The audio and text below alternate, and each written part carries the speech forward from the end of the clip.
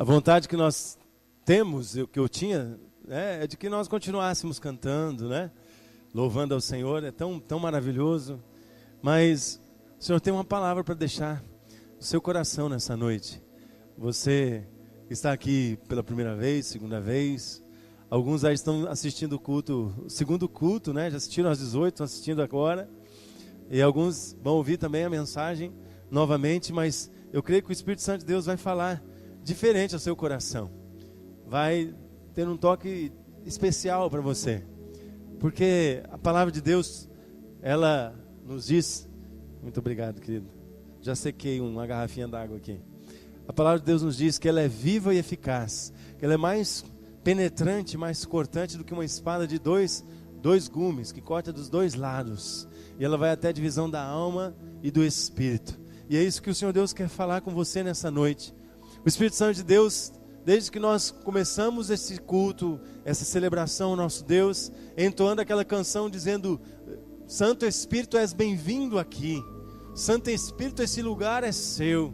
Santo Espírito, vem visitar as nossas vidas, vem visitar. Este lugar é o lugar de habitação do Senhor. Nós declaramos que não existe nada melhor, que não existe lugar melhor para estar do que na presença do Espírito Santo de Deus. E Deus tem uma palavra para você nessa noite, para que você saia deste culto, dessa ministração, entendendo qual é a vontade de Deus para a sua vida, para que você possa viver a vontade de Deus. Quando eu estava preparando essa palavra e pensando no tema da mensagem, alguns temas vieram à minha mente, algumas palavras, alguns termos. Eu pensei em colocar assim: descobrindo a vontade de Deus. Mas, ao mesmo tempo, eu percebi que a vontade de Deus é tão clara, ela está tão expressa, ela está tão límpida na palavra dele, que não precisa descobrir, não há coisa escondida, não tem uma coisa enterrada. Ela é clara, a vontade de Deus é muito clara para nós. Eu pensei em colocar também, praticando ou fazendo a vontade de Deus, conhecendo a vontade de Deus. Eu falei, mas todo mundo já tem conhecido a vontade de Deus. O que está faltando mesmo para nós é vivermos na prática, numa viva prática da vontade de Deus nas nossas vidas. É colocarmos em prática o que nós já sabemos que é vontade de Deus, e conhecermos e aprendemos mais do que é a vontade de Deus para nossas vidas. E é sobre isso que eu quero compartilhar com você nessa noite. Abra sua Bíblia. Aleluia, glória a Deus. Abra sua Bíblia em Romanos, carta de Paulo aos Romanos. Obrigado, irmão.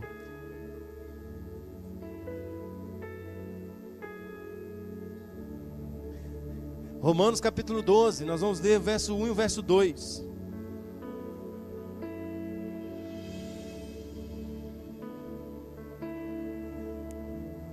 Depois nós vamos ler mais uma parte do texto, mas eu quero compartilhar com você agora o verso 1, o verso 2 do capítulo 12 de Romanos. Carta de Paulo aos Romanos. Foi uma carta escrita à igreja de Roma, e é uma carta com uma importância doutrinária muito grande. Os primeiros 11 capítulos da carta de Paulo aos Romanos fala sobre os ensinos do cristianismo, os ensinos dos princípios da palavra de Deus e do cristianismo que Jesus estabeleceu.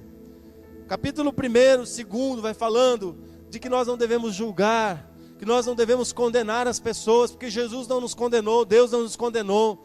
Capítulo 3, capítulo 4, capítulo 5 vai falando do castigo da lei, ou do preço da lei, ou da carga da lei. E aí o capítulo 7, capítulo 8, capítulo 9 vai falando sobre o homem natural e o homem espiritual, que depois que nos tornamos salvos, nós precisamos viver como homens espirituais, e assim por diante. E nós chegamos então ao capítulo 12, a partir do 12 até o 16, essa carta de Paulo ela é uma carta prática.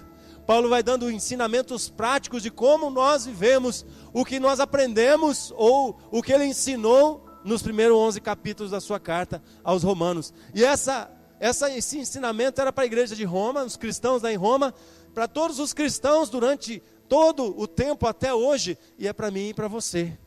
E os dois primeiros versículos desse texto de Romanos 12, Se você puder, mais uma vez, se colocar em pé, para nós lermos a palavra de Deus. Nós vamos ler esses 2 versículos apenas, e você logo vai se sentar novamente, e vai ficar um bom tempo sentado agora, quase 50 minutos, você vai ficar sentado. Então, você vai poder descansar bem. Vamos ler o verso 1 e o verso 2, acompanha a leitura. Estou lendo na Nova Versão Internacional. Portanto, irmãos, veja bem que não foi escrito para as pessoas do mundo, não foi escrito para os amigos, não foi escrito para os conhecidos, foi escrito para os irmãos em Cristo. Portanto, irmãos, rogo-lhes pela misericórdia de Deus que se ofereçam em sacrifício vivo, santo e agradável a Deus. Este é o culto racional de vocês. Não se amodem ao padrão deste mundo, mas transformem-se pela renovação da sua mente, para que sejam capazes de experimentar e comprovar. Repete comigo esses 2 verbos aqui. Sejam capazes de experimentar e comprovar. Porque muitas vezes algumas pessoas experimentam, mas não comprovam. Para experimentar, ser capaz de experimentar e comprovar a boa, agradável e perfeita vontade de Deus. Esse texto é muito claro, meus irmãos. É que as pessoas na igreja daquele tempo, lá em Roma, em todo o tempo de lá até agora, todos os seguidores de Jesus, saibam como fazer e viver a vontade de Deus. Espírito Santo, foi lido a sua palavra agora, palavra inspirada, palavra iluminada. Ó Senhor Deus, que as mentes possam estar abertas, Senhor Deus, possa estar sendo claro, Senhor, a cada coração aqui, qual é a sua vontade, Senhor, como é viver na sua vontade e não na nossa, como é, Senhor Deus, viver com tranquilidade, praticar, Senhor Deus, dia a dia, diariamente, Senhor, a tua vontade, que é boa, perfeita e agradável para todos nós. Fala aos corações, ó Senhor Deus, que agora não haja distração, ó Senhor Deus, que os celulares não funcionem, Senhor Deus, apenas os celulares de quem precisa atender. Ó Senhor Deus, que agora as pessoas estejam focadas, que Senhor Deus, teu Espírito Santo esteja tocando nos corações delas, Pai, que elas estejam, Senhor Deus, entendendo a tua palavra, que a minha boca, Senhor Deus, seja instrumento, que eu seja a boca de Deus agora, Senhor Deus, que saia, Senhor Deus, como língua aqui de fogo da minha boca, Senhor, para tocar os corações, para convencer os corações, Senhor Deus, da sua boa e perfeita e agradável vontade, em nome de Jesus eu oro. Amém, Senhor Deus. Amém. Pode assentar, meus irmãos. Meu irmão, se tem um assunto que pesa nas costas, que pesa sobre os ombros das nossas vidas, das pessoas, e eu estou falando das nossas porque eu me incluo nessa situação. Se tem uma coisa que é pesado para nós, é entender qual é a vontade de Deus. Mas sabe por quê? Porque muitas vezes nós fazemos algumas bobagens, nós tomamos algumas decisões erradas, equivocadas, nós sofremos algumas situações que trazem consequências difíceis e muitos problemas para nós, porque nós não estamos fazendo a vontade de Deus. E muitas vezes dizemos assim, mas eu fiz a vontade de Deus, mas não era. Nós não temos certeza de que essa era a vontade de Deus. E eu quero dizer para você que, em certo sentido, todas as coisas que acontecem nas nossas vidas, elas estão relacionadas ou à providência de Deus, a providência divina, ou a permissão divina de acontecer. Todas as coisas que acontecem no mundo, a providência divina é a atividade de Deus, é a ação de Deus, Ele prover as nossas necessidades, Ele cuidar de nós. Sabe o Salmo 23? O Senhor Deus é o meu pastor, e nada do que eu preciso terei falta. É isso que é providência divina. O que você precisa, se você estiver debaixo da providência de Deus, debaixo do poder de Deus, nada vai ser faltoso para você. A providência divina preserva todo o universo criado. A definição de Deus é um espírito pessoal, que tudo criou, que tudo formou, que tudo sustenta e tudo governa. Quem está estudando teologia, a primeira coisa que a gente aprende é definir Deus. E essa é a definição bíblica de Deus. É um espírito pessoal. Deus é uma pessoa. Deus não é uma força. Ele é uma pessoa que tudo criou. Então Deus está provendo sustento a toda a criação, a todo o universo. Isso é providência dele. Ele dirige todos os caminhos individualmente das suas criaturas. Ele governa toda a sua obra com a sua mão. Diz o salmista que é com seu cetro de poder. Então imagine a figura de Deus Todo-Poderoso com seu cetro de glória e de poder, e Ele governando todo o universo, toda a criação, sustentando tudo. Ele dirige a tudo, Ele retribui todas as obras, as boas e as más, e Ele concorre em todos os atos das suas criaturas racionais, sejam bons ou sejam maus, de modo que nada, nenhuma situação, nenhuma circunstância foge do controle de Deus. Tudo está debaixo do seu poder, tudo está debaixo da providência divina. Essa palavra no original, no latim, ela significa que Deus tem uma previsão de tudo que acontece. Ele tem uma previsão de tudo que vai acontecer e de tudo que está acontecendo. É esse o princípio da providência divina. E ou acontece pela providência divina, ou acontece pela permissão divina. É dada permissão para que algumas coisas aconteçam de bem, de bom ou de mal. Mas nós temos que entender que nem todas as coisas que acontecem com a permissão de Deus são do agrado de Deus. Tem muitas coisas que não agradam a Deus, mas elas continuam acontecendo. E a misericórdia de Deus é a razão de nós não sermos consumidos. O amor de Deus e a misericórdia dele. Porque quando nós desagradamos ao Senhor, sustentador, Criador, Todo-Poderoso, a misericórdia dele é que nos mantém vivos. Então nós vemos que quando uma pessoa quer fugir das suas responsabilidades, de coisas que ela fez e que não deu certo, ela coloca na conta de Deus. Não, a culpa é de Deus. Foi Deus que permitiu, Deus que deixou isso acontecer comigo, ou Deus que deixou isso acontecer na minha casa ou na minha família. O que nós entendemos sobre vontade de Deus? Eu quero abordar aqui sobre 3 enfoques, 3 abordagens do que é a vontade de Deus. Primeira é a vontade de Deus do senso comum, a que nós imaginamos que seja a vontade de Deus. Normalmente quando nós nos referimos à vontade de Deus, nós estamos usando a vontade de Deus a específica, diretiva. Nós estamos dando então o que nós entendemos que Deus está dirigindo para que aquilo seja a vontade dele, especificamente em algumas áreas das nossas vidas. Mas eu quero dizer para você que normalmente quando a gente conversa com uma pessoa, eu contei aqui uma experiência de um irmão lá em Camapuã, estava fazendo uma conferência lá, uns 15 dias atrás, e ele me perguntou, estava com dificuldades, passando por algumas situações que ele teria que tomar decisão. Mudança, vender a casa dele lá na cidade, mudar de cidade, construir a empresa dele em outra cidade. E ele disse para mim, pastor, eu não estou conseguindo ver a vontade de Deus. E eu disse para ele, eu vou pregar sobre isso. Espero que você está filmando essa mensagem, eu vou poder mandar para ele, para que ele possa entender qual seja a boa, perfeita e agradável vontade de Deus. Mas eu quero dizer que quando nós somos procurados por algumas pessoas, e talvez você já tenha pensado dessa forma, pessoas querendo descobrir qual é a vontade de Deus, querem saber na verdade, sabe o quê? O que elas precisam fazer, qual a direção que elas precisam tomar, qual a opção que elas precisam escolher, para elas não terem problemas, nem prejuízos e nem sofrerem perda. Na verdade, em 99% dos casos, essa é a intenção dos corações quando querem conhecer qual é a vontade de Deus para si. Qual é a vontade de Deus para a sua vida? É saber se aquele emprego vai pagar mais, ou se aquele emprego é melhor do que esse. É saber se o investimento que eu fiz naquela aplicação lá no banco vai render mais ou vai render menos. É saber se aquele projeto que eu estou desenvolvendo vai ser sucesso ou não. Se aquela escola que eu coloquei o meu filho é a boa ou não, é a melhor ou não. Se aquela jovem, aquela moça que o meu filho está se enamorando é a melhor, é a moça de Deus para a vida dele ou não. Ou se aquele rapaz que a minha filha está, eu não tenho, mas que os irmãos que têm filha, aquele rapaz para a sua filha é o melhor rapaz ou não. Então normalmente nós estamos focados nessa vontade diretiva e numa vontade específica de Deus para as nossas vidas. O problema dessa abordagem, que é a abordagem mais comum que nós vivemos, que nós expressamos, é que ela demonstra muito mais imaturidade e egoísmo do que intimidade com Deus.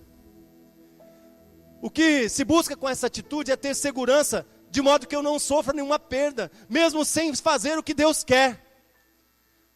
Quero ilustrar para você, muitas vezes alguns filhos, quando são castigados pelos seus pais, recebem um castigo, por causa das suas atitudes erradas, por causa das suas artes, das suas artimanhas. Eles acham então que o pai e a mãe são maus. O meu pai, principalmente adolescente ou pré-adolescente, né? Meu pai não gosta de mim, minha mãe não gosta de mim, me corrigiu, deu umas varadas, me deu uma cintada, me fez uma correção, me doeu. E é quando a gente está naquela transição de adolescente para jovem, eu já sou homem, como é que meu pai vai me bater? Ó o Mateus, eu já sou homem, como é que meu pai foi me corrigir desse jeito? Mas eu quero dizer para você que Deus é o nosso Pai amoroso, o Pai perfeito, o Pai que nos criou, que nos ama desde a fundação do mundo. Antes de você existir, antes de você nascer, Deus já te amava. E um dos princípios do amor é a correção. Um dos princípios do amor é corrigir. Um dos princípios do amar é corrigir. E neste caminho da vontade específica de Deus, que nos leva a querer ter soluções da parte de Deus para nós, para que a gente não tenha nenhum problema, que a gente não tenha nenhum sofrimento, que a gente não perca nada. É um caminho de autossuficiência. Eu quero saber o que vai acontecer no futuro para não precisar passar por aquilo lá. Eu quero ficar longe daqueles problemas. É um caminho egoísta, é uma espiritualidade egoísta, que se acontece problema com as outras pessoas, tudo bem, mas comigo não pode acontecer.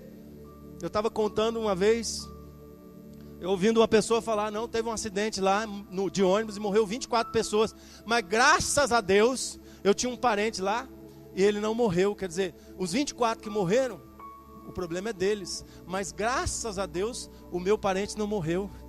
É muito egoísta, é muito centrado no eu.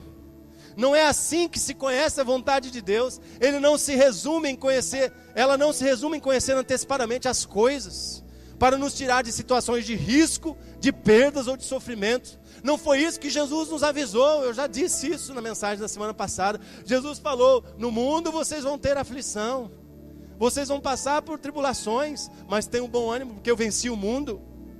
E eu quero dizer para você, que nessa atitude, de querer saber a vontade diretiva de Deus, só para não passar por problemas, o Ministério da Saúde Espiritual te adverte, isso pode prejudicar a sua vida com Deus.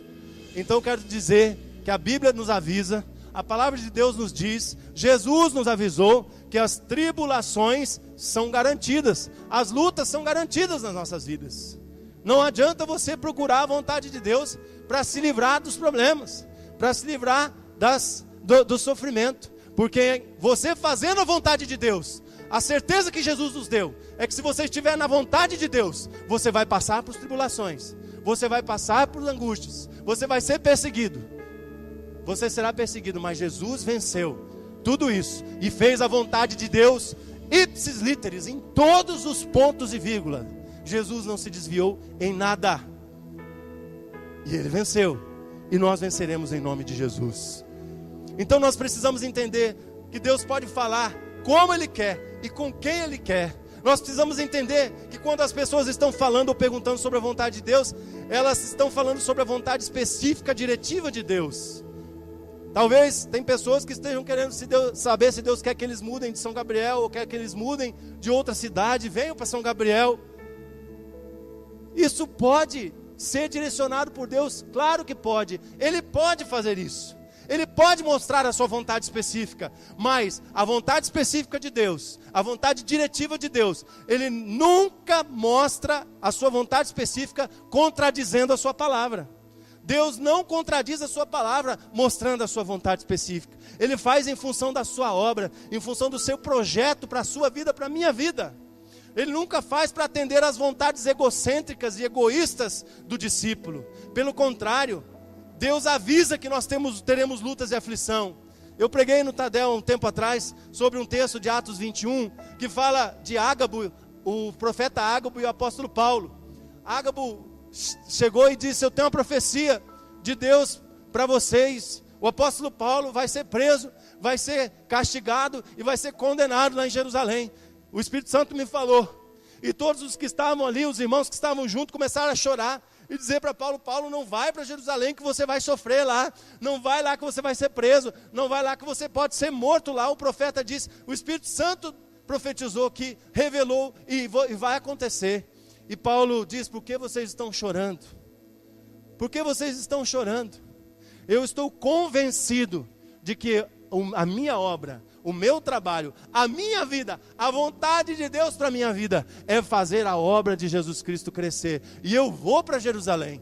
E Paulo foi para Jerusalém, e aconteceu o que foi profetizado, e alguns anos depois, porque ele evocou a cidadania romana, e ele pôde então ir aos tribunais romanos, lá em Roma, mas alguns anos depois veio o que o profeta tinha profetizado: Paulo foi morto. Mas Paulo não se desviou da vontade de Deus, porque ele iria ser morto lá na frente, porque ele tinha uma obra para fazer. Deus faz a sua vontade específica nas nossas vidas em função do projeto dele, do propósito dele na sua vida e na minha vida. Muitas vezes Deus escolhe se calar. O mesmo Deus que faz milagres e maravilhas, que ressuscita mortos, ele não impediu o naufrágio de Paulo, ele não impediu de uma cobra picar a Paulo, ele não impediu daquelas pedras que eram jogadas na cabeça de Estevão, de matar o profeta de Deus ali, o servo de Deus, o apóstolo Estevão. Não foi impedido. Escute o silêncio de Deus, para vencer o seu senso de autossuficiência, de que Deus tem que te responder sempre, de que a resposta de Deus tem que estar sempre pronta para você, que você tem um serviço express de respostas divinas para você, que você falou, pediu, Deus tem que responder. Entenda muitas vezes o silêncio de Deus. Caminhe por fé e não por vista. Fique na dependência de Deus e não na sua dependência, ou na dependência das suas ideias e da sua vontade. Deus não satisfaz caprichos humanos com a sua vontade. Não é preocupado com a direção do seu cotidiano. A palavra de Deus diz que Ele sabe até os cabelos da nossa cabeça, mas Ele não vai impedir você de ir lá no irmão Ailton cortar seu cabelo, ou de deixar o seu cabelo encostar no seu calcanhar, e nem Ele vai impedir que os cabelos caiam da sua cabeça, como aconteceu com o meu. Não é isso que Deus está preocupado. Deus não substitui as decisões. As nossas decisões devem ser fundamentadas nos princípios de Deus para a nossa vida. Porque quando nós fazemos isto, quando nós queremos decidir por Deus, quando nós queremos decidir a palavra de Deus, a palavra que já foi revelada por Deus, misticamente nós tentamos forçar uma revelação que já foi revelada, demonstrando que nós não concordamos com o que Deus estabeleceu como princípio na sua palavra. A vontade de Deus nem sempre vai combinar com a sua vontade. E eu exemplifiquei aqui, quero exemplificar de novo. Nós já tivemos várias situações de pessoas que nos procuram, casais que nos procuram para realizar os casamentos. E o rapaz, o noivo, é crente e a noiva não é cristã, não é evangélica. Ou a noiva é evangélica e o rapaz não é evangélico. É a palavra de Deus, os princípios da palavra de Deus, a vontade de Deus diz que isso é julgo desigual, de que isso é servir a dois senhores, que aquela casa vai estar dividida. Um vai estar servindo a Deus e o outro vai estar servindo a Mamão, a Beelzebu, a qualquer potestade que você queira escolher na Bíblia, na palavra de Deus. É isso que a palavra de Deus diz. Mas na maioria dos casos que nós enfrentamos, as pessoas dizem: não, pastor, eu estou fazendo uma obra missionária, eu estou evangelizando o meu noivo, a minha noiva, e ele vai aceitar Jesus, ele vai se converter. Em 99,9999 dízima periódica dos casos, ele não se converteu, ela não se converteu. E sabe o que aconteceu? O casamento se rompeu ou está se rompendo. Porque a vontade de Deus está revelada na palavra dele, dizendo: não se una em julgo desigual, nem em casamento, nem em sociedade financeira, nem em negócios, não se una a julgo desigual. O apóstolo Pedro chega a dizer que quem casa com alguém que não é filho de Deus, está casando com o filho de Satanás. E depois não adianta reclamar de comer o pão que o sogro amassou. Não tem, não dá. Você escolheu. E as pessoas, é engraçado, o pastor Alessandro já falou sobre isso, é engraçado que as pessoas dizem com toda a convicção: não, pastor, faz o casamento porque ele vai aceitar Jesus. A Bíblia já falou. Então é isso que eu quis dizer aqui. A vontade de Deus muitas vezes não é a nossa vontade. A moça está apaixonada, está querendo casar, mas o julgo desigual diz a palavra de Deus, que leva à destruição. Já está aqui, não precisa consultar profeta, não precisa consultar oráculo, está aqui na palavra de Deus. E nós decidimos, desde o ano passado, não realizar mais casamentos religiosos de pessoas que os dois não estejam seguindo o mesmo Senhor, o mesmo Deus, para que não haja essa quebra da vontade de Deus, da palavra de Deus. Não se pode forçar situações na palavra, na vontade decisiva de Deus, diretiva de Deus. As circunstâncias e os resultados confirmam a vontade de Deus. Deus quer que quando se fala sobre a sua vontade, nós estejamos falando sobre a vontade normativa de Deus. Agora nós vamos falar sobre qual é a vontade de Deus como norma, como regra para mim e para você. Até agora eu falei sobre o que nós gostaríamos que fosse a vontade de Deus. Uma vontade diretiva, uma vontade específica, que dissesse assim: não, hoje você usa aquela camisa quadriculada, essa listrada não vai ficar bem para você. Não, amanhã quando você sair, você sai de moto, não vai de carro. Muitas vezes o desejo nosso seria esse, mas por causa disso, por causa dessa busca da vontade diretiva e específica de Deus, nós nos esquecemos, nós nos afastamos da verdadeira busca da vontade de Deus, que é a vontade normativa, que é aquela vontade que a Bíblia nos orienta, que Deus não precisa ser convocado para nos dar mais respostas, porque a Bíblia já deu essas respostas. Existe uma vontade claramente escrita, normativa nas Escrituras. Essa vontade é a vontade que nós devemos ouvir e viver. A vontade normativa de Deus está em sua palavra, está na Bíblia. Nós nos preocupamos quando percebemos que a maioria das pessoas não tem conhecimento profundo da revelação de Deus em sua palavra. Está tudo na Bíblia. O que você tem que fazer no seu emprego? O que você tem que fazer na sua escola? O que você tem que fazer na sua faculdade? O que você tem que fazer no seu casamento? Está tudo na Bíblia. Os seus relacionamentos com outras pessoas, está na Bíblia. Como você deve perdoar e servir ao seu próximo, está escrito na Bíblia. A vontade de Deus normativa tem um perfil teológico, ético. O que você precisa fazer é certo ou é errado. Não tem meio termo, não tem mais ou menos não. Eu vou pela lei de Gerson, eu vou levar vantagem em tudo. Isso não é a vontade de Deus. Como você deve viver o certo e o errado. Como você deve saber o que fazer do certo e do errado. A Bíblia serve para você ler, para você ouvir, para você estudar, para você memorizar, para você meditar. Mas ela tem que ser praticada. Porque senão ela vai ficar simplesmente como um livro guardado na sua estante, na sua cabeceira de cama, ou aonde você deixa a sua Bíblia. Talvez você esqueça até dentro do carro durante a semana. A vontade normativa de Deus está escrita na palavra. Como é interessante descobrir que pessoas que têm anos de igreja não conhecem nada da Bíblia. Estava assistindo uma palavra do pastor e ele diz assim, chegou numa igreja e falou: eu vou falar sobre a história de José. Aí tinha um irmãozinho na frente e falou: irmão, você conhece José na Bíblia? O irmão falou: não conheço não, pastor. Qual José? Ele falou: José do Egito. Não conheci esse rapaz não. Então, tem pessoas que estão há tanto tempo na igreja e não conhecem nada da palavra de Deus. Agora imagina se eu for dizer para você: agora eu vou falar sobre a história de Mefibosete. Você vai falar: meu Deus, o pastor está falando xingamento no púlpito, está falando palavrão. Como é interessante, nós vemos que pessoas acreditam até que Jesus disse. Uma vez uma pessoa falou assim: como Jesus disse, água mole em pedra dura, tanto bate até que fura. Não está escrito na Bíblia, meu irmão. Não está. Não tem esse texto na palavra de Deus. Mas quem não conhece a Bíblia acredita. Não acredita nisso, em outras coisas, outros contos.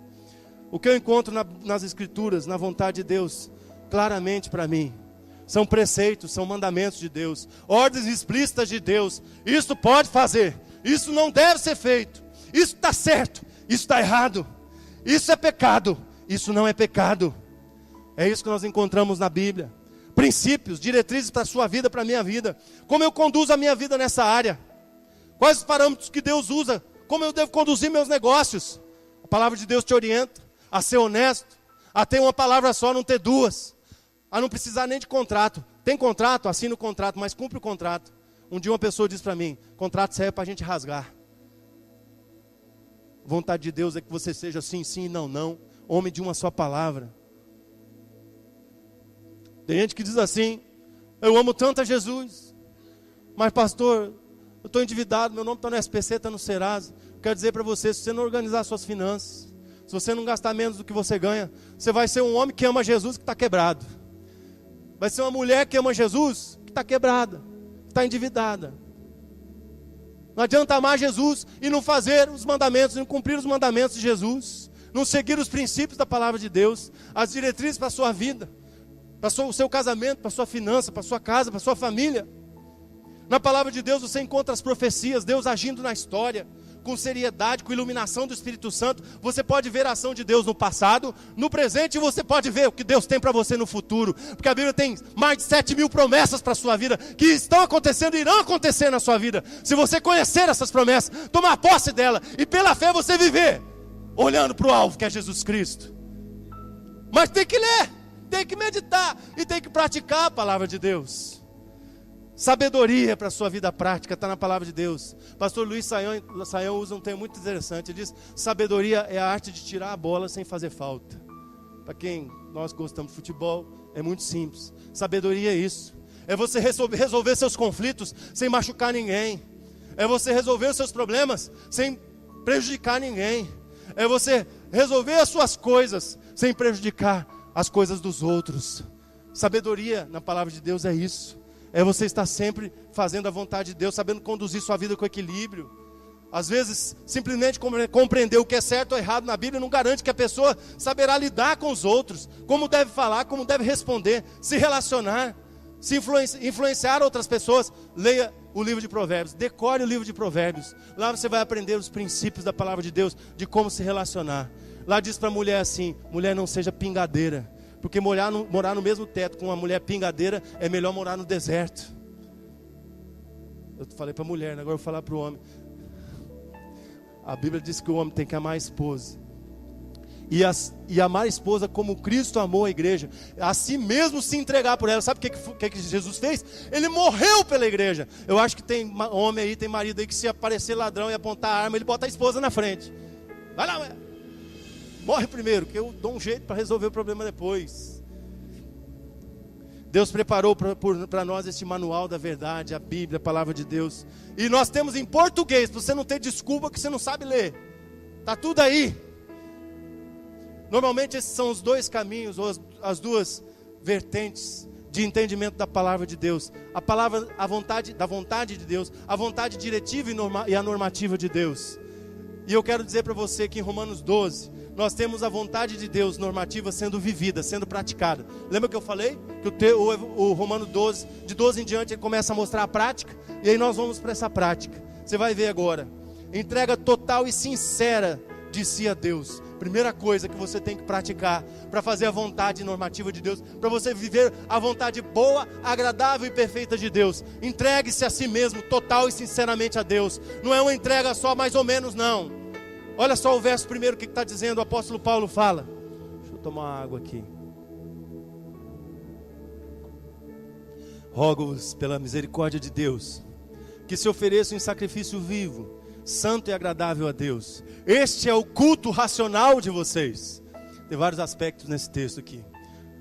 Primeiramente, normalmente nós pensamos que aquelas pessoas que têm um ministério diferenciado, que têm um título, o pastor, o obreiro, o missionário, o líder de ministério, o supervisor, que são essas pessoas que são responsáveis por se entregar completamente a Deus. Não, o pastor ele não tem o que fazer, ele ganha dinheiro, ganha salário para pastorear a igreja, ele tem que servir a Deus completamente. E essa é a visão que muitas vezes passa. Eles são os responsáveis por se entregar a Deus completamente. Os outros membros da igreja, participantes da igreja, não, esses têm licença para viver uma vida mais ou menos.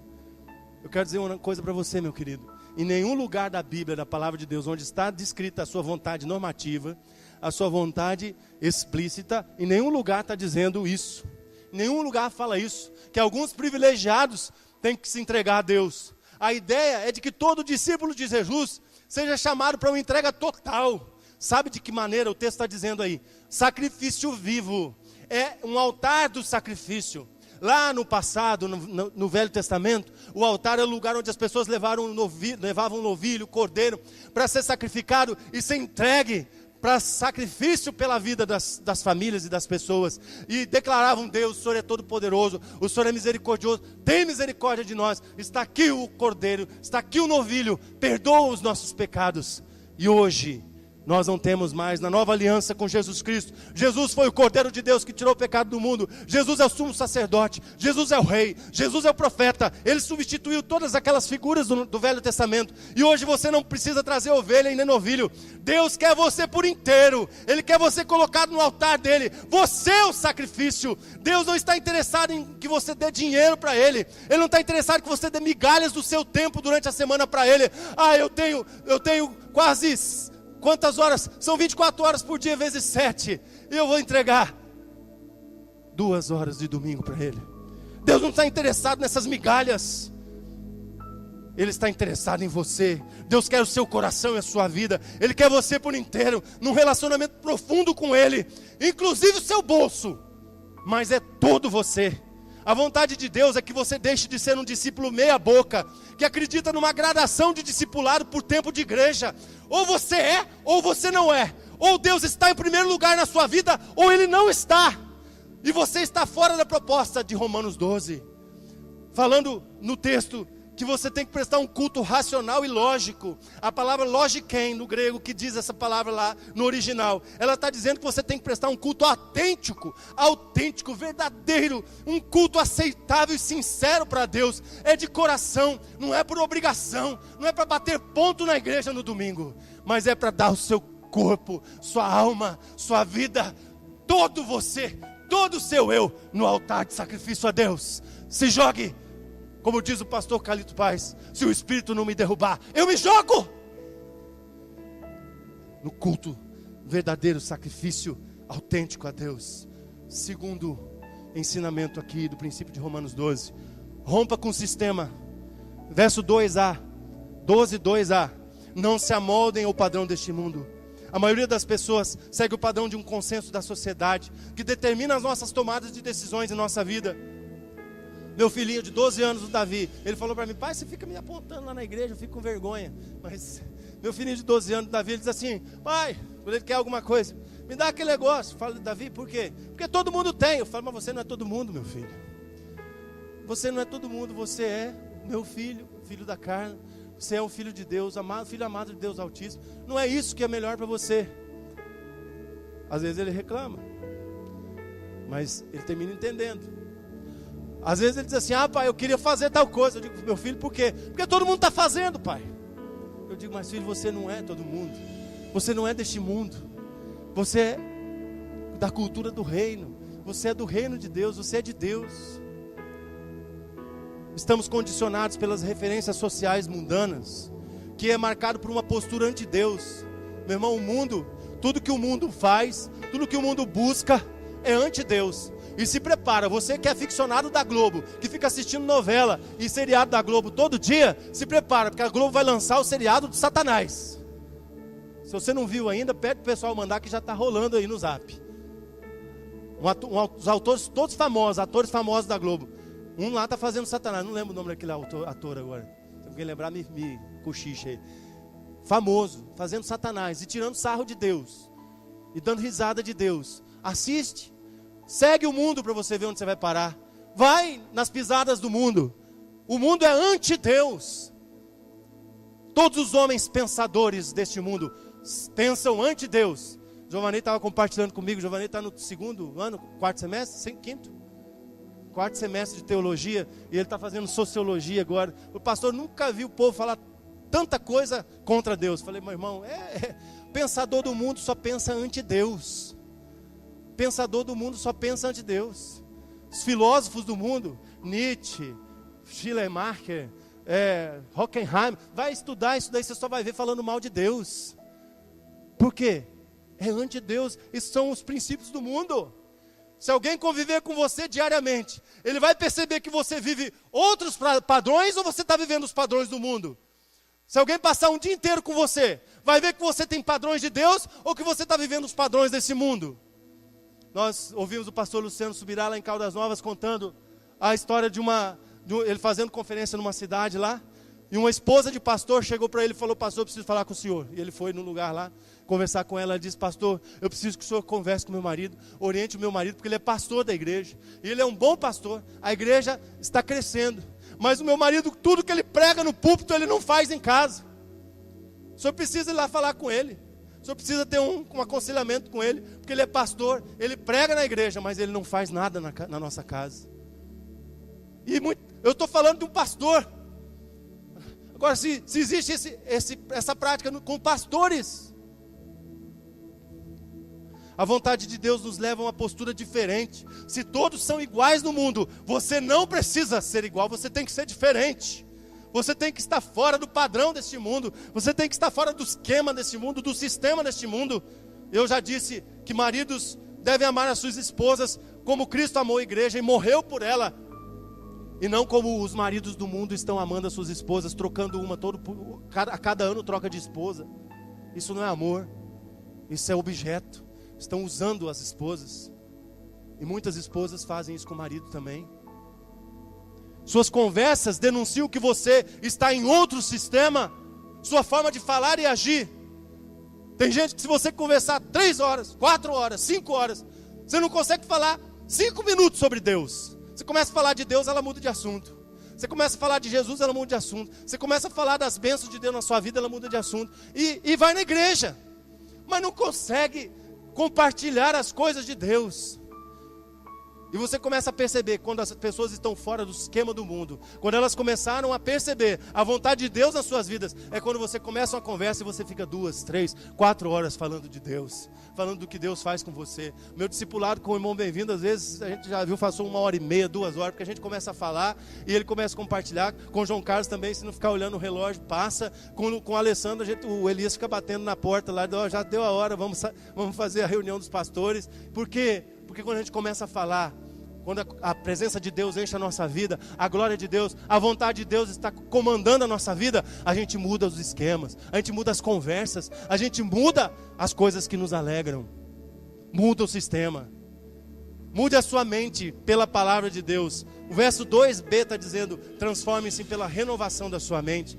Sabemos que isso é uma das coisas mais difíceis, porque nós temos padrões mentais, psicológicos, que à medida que o tempo passa, que nós vamos ficando mais experientes, a referência de vida sustentada por tudo aquilo que nós somos ou que nós fazemos é muito forte.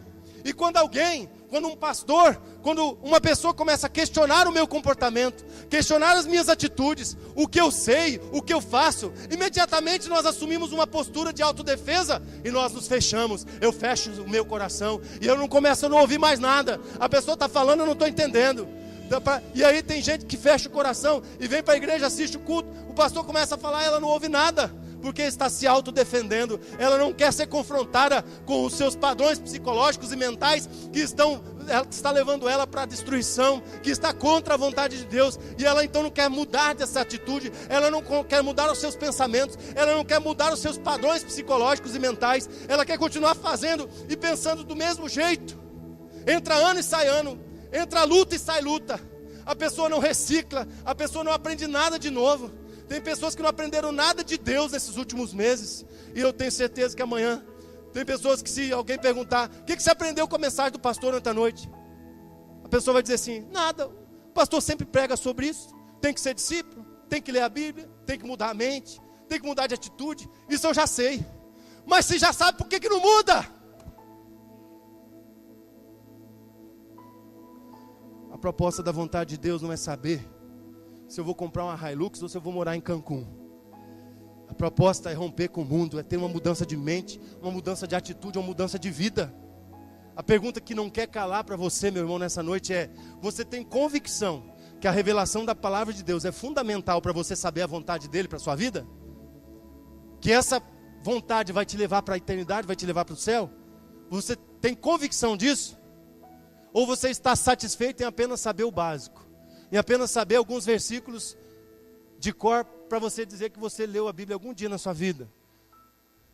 Se você tem convicção de que a palavra de Deus vai te mostrar, te revelar toda a vontade dele para a sua vida, permita que esse texto mude a sua mente, mude a sua maneira de agir, mude a sua maneira de pensar, e que você saia daqui hoje, amanhã, vivendo de uma forma diferente, agindo de forma diferente. eu vi um testemunho, um pastor fazendo um trabalho de evangelismo com alguns empresários. E muitos empresários que ele estava evangelizando eram ateus. E ele começou a falar de... Ele usou uma estratégia de dizer, nós vamos ler um livro aqui, os empresários, homens que gostam de ler. Vamos ler um livro, e você vai ler esse livro, e depois você vai me falar o que você entendeu. E o livro era a Bíblia. Tudo bem, ele chegou e começou então a estudar com aqueles empresários a Bíblia. E passou algum tempo, um daqueles empresários procurou ele e falou, pastor, ele não era nem chamado de pastor lá, porque ele estava dando uma consultoria. Falou, doutor, eu comecei a ler esse livro é bom, né? Aí ele falou, esse livro é bom, esse livro tem muita coisa boa. Então, está acontecendo um negócio esquisito. Eu quero dizer para o senhor que meu problema era mentira, eu era muito mentiroso. Nossa, o que eu fazia de negócio, e mentindo, o que eu ganhava de dinheiro mentindo. E era às vezes coisa simples. O cara ligava para mim, eu dizia, diz que eu não quero falar com esse cara, ele está aqui me enrolar. O cara ligava para mim e dizia, você tem tal negócio? Eu dizia que eu não tinha, porque eu sabia que ele não ia pagar. Eu era mentiroso, mentia demais. E aí eu comecei a ler nesse livro aí que mentira não é certo, que o pai da mentira é o capeta, é o diabo e tal. E aí, sabe o que aconteceu? Um dia desse alguém me ligou, eu estava pronto para dizer para minha secretária, diz que eu não estou. Mas eu lembrei que eu li nesse livro aí, que eu não posso mentir, que eu não devo mentir. E eu falei para ela, não, peraí, deixa que eu vou atender ele. Quando nós conhecemos a palavra de Deus, quando nós realmente conhecemos a verdade da palavra de Deus, quando nós realmente vivemos a palavra de Deus, lemos e conhecemos, e aquilo se torna parte de nós, parte da nossa verdade, muda as relações neurais, as relações mentais no nosso cérebro, transforma a forma de raciocinar. Se você raciocinava de uma forma, antes você passa a raciocinar de outra forma, porque essa palavra entrou na sua mente, no seu coração e na sua vida, e você é capaz de experimentar, de comprovar com a sua vida, com as suas atitudes, que ela é boa, perfeita e agradável. Aquele que mentia não mente mais, aquele que roubava não rouba mais, aquele que adulterava não adultera mais, aquele que fazia qualquer tipo de coisa errada não faz mais, depois que passa a comprovar qual é a boa, perfeita e agradável vontade de Deus. Quem leva a sério e estuda a palavra de Deus, a Bíblia, não somente lê para dar sorte, mas lê para mudar a sua mente e a sua história. E para encerrar, esse texto nos ensina a descobrir o caminho do serviço. Romanos 12, de 3 a 8, acompanhe comigo porque é extenso, eu vou ler. Pois pela graça que me foi dada, digo a todos vocês, ninguém tenha de si mesmo um conceito mais elevado do que deve ter, mas pelo contrário, tenha um conceito equilibrado de acordo com a medida da fé que Deus lhe concedeu. Assim como cada um de nós tem um corpo com muitos membros, e esses membros não exercem todos a mesma função, assim também em Cristo, nós, que somos muitos, formamos um corpo, e cada membro está ligado a todos os outros.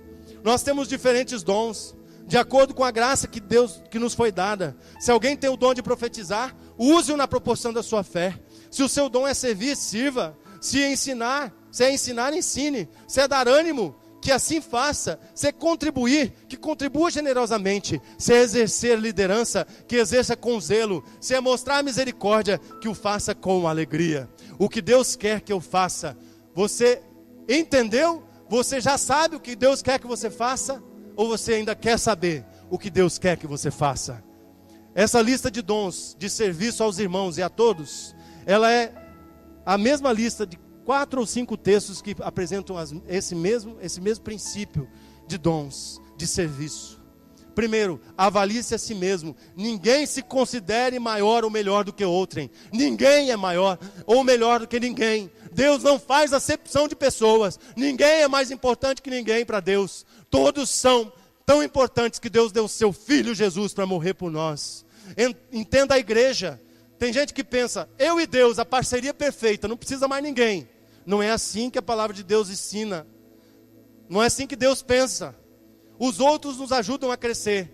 Pastor Luciano Subirá falou sobre o texto de Provérbios 27 e 17, onde o ferro afia o ferro, onde os relacionamentos e os atritos entre as pessoas vai trabalhando as nossas áreas de dificuldade, e nós vamos melhorando a nossa vida, e nós vamos ficando afiados para cortar todo tipo de árvore que tiver à nossa frente. O ferro afia o ferro, um companheiro ajuda o outro. É assim que funciona no casamento, é assim que funciona nos relacionamentos. Somos parte de um corpo, cada um tem uma função. Deus estabelece o reino dele através da sua agência, que é a igreja. Descubra o seu dom, onde você pode exercer esse privilégio, onde você pode ser canal de bênção e serviço para Deus, na vida das pessoas e na sua vida. Desenvolva o projeto de Deus para você. Se você entender o seu projeto, se você estiver indo à frente, seja bênção na sua vida e na vida dos outros. A sociedade hoje tem uma proposta contrária. É a lei de Gerson. Eu quero levar vantagem em tudo. Qual é a minha vantagem? A proposta de Deus é uma direção diferente. Seguidores de Jesus Cristo de Nazaré, agem com misericórdia, na prática, com a graça de Deus. Talvez você não seja um pastor, um missionário, mas Deus te capacitou para ser diferente. É bem diferente um economista com ideias mundanas e um economista que faz a parte do reino de Deus. Um professor com ideias do mundo e um professor que faz que é professor com a mente de Deus. Um advogado que é advogado do mundo e um advogado que é advogado com a mente de Deus. Um médico, um vereador, um mecânico, um pedreiro, um pintor. É muito diferente quando tem a mente transformada pela palavra de Deus e pelo projeto de Deus para a sua vida. Você é um profissional, seja bênção na sua profissão, mas aonde você está, Deus te colocou para você ser luz e sal naquele lugar, e não para você perder o seu sabor, e não para você se amoldar à realidade deste mundo, e se tornar um profissional de baixa qualidade, de baixa estirpe, e se tornar um profissional igual ao do mundo. Você tem que ser um profissional de Deus. Aonde você estiver, seja bênção aonde Deus te colocar. Hoje você descobriu, hoje você está entendendo qual é a vontade de Deus para a sua vida. A vontade de Deus para a sua vida, a vontade normativa de Deus está aqui. Entenda, estude, conheça, se aprofunde nela, saiba todos os detalhes, saiba tudo. Eu não tenho mais tempo, mas eu ia compartilhar com você áreas da minha vida em que Deus me mostrou a vontade dele na Bíblia. Áreas simples. Até se eu deveria criar curió ou não. É para outra mensagem isso. Eu quero concluir dizendo para você: se entregar a Deus de coração, romper com o sistema deste mundo, mudar sua maneira de pensar, com um estudo sério e aprofundado da Bíblia, da palavra de Deus, viver o que Deus colocou em sua vida para você ser uma bênção na vida dos outros. É isso que é a vontade de Deus para você. Pois somente com sacrifício, e eu estou falando sacrifício aqui, não vai pensar em sacrifício que é você subir a escadaria dessa igreja de joelhos. Isso não é sacrifício, isso é martírio, isso é penitência. Não é isso que Deus está pedindo aqui. Deus está pedindo sacrifício. Sacrifício é você se entregar no altar dele, é você vir se dobrar diante do altar dele. E como nós cantamos, quem já esteve no Santo dos Santos não consegue viver em outro lugar. Quem já esteve no altar de Jesus, quem já esteve no altar de Deus, aos pés da cruz de Cristo, não consegue viver em outro lugar, não consegue viver de outra maneira, de outra forma. Isso é sacrifício, com renúncia e mudança na prática da sua vida, da sua vã maneira de viver. É assim que você vai experimentar qual é a boa, perfeita e agradável vontade de Deus para você. E você vai viver até a eternidade assim, vivendo na boa, perfeita e agradável vontade de Deus. Amém? Irmãos, venham aqui, vamos cantar essa canção. Não estava no programa, mas o Espírito Santo que acabou de colocar. E eu quero convidar você a ficar em pé agora, igreja.